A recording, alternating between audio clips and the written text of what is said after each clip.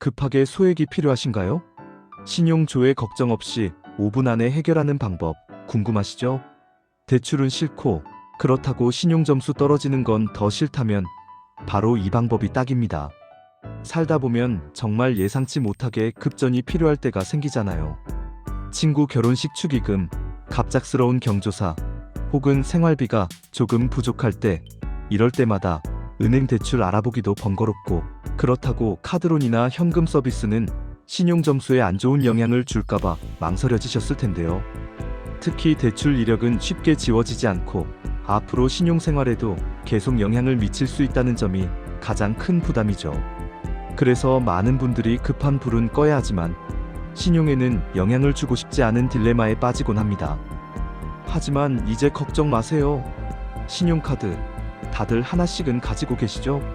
이 신용카드를 활용해서 신용점수 걱정 없이 그것도 5분 안에 급한 돈을 마련할 수 있는 방법이 있습니다. 바로 신용카드 현금화 서비스를 이용하는 겁니다. 신용카드 현금화? 그거 불법 아니야? 하고 걱정하시는 분들도 계실 텐데요. 물론 불법적인 카드깡이나 허위 결제는 절대 안 됩니다. 하지만 합법적인 방법으로 신용카드 한도 내에서 상품권을 구매한 후 이를 다시 판매하는 방식으로 현금을 마련하는 건 문제 없습니다. 2025년 12월 기준으로 금융당국은 불법적인 신용카드 현금화에 대한 단속을 강화하고 있지만 합법적인 방법은 여전히 유효합니다. 예를 들어 카드사에서 제공하는 현금 서비스나 카드로는 정식 서비스이지만 높은 금리와 신용점수 하락 가능성이 있죠.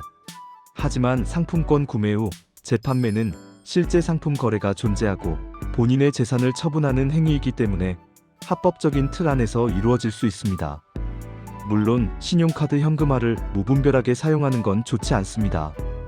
과도한 신용카드 사용은 신용점수에 부정적인 영향을 줄 수 있고 연체가 발생하면 더 큰 문제로 이어질 수 있으니까요.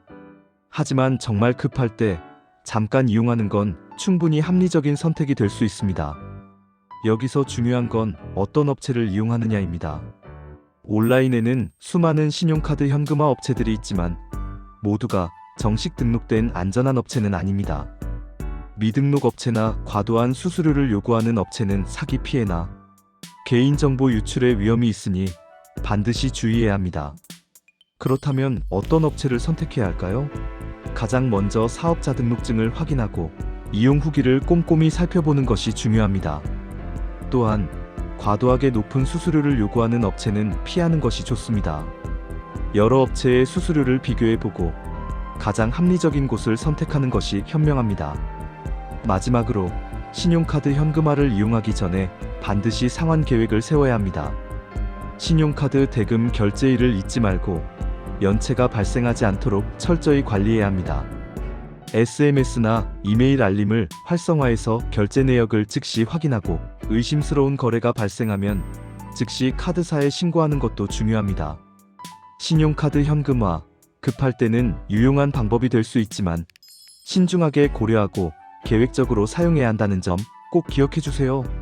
그리고 항상 합법적인 방법과 안전한 업체를 선택하는 것이 중요하다는 것도 잊지 마세요. 혹시 더 궁금한 점이 있으신가요? 지금 바로 문의하세요. 친절하게 상담해 드리겠습니다.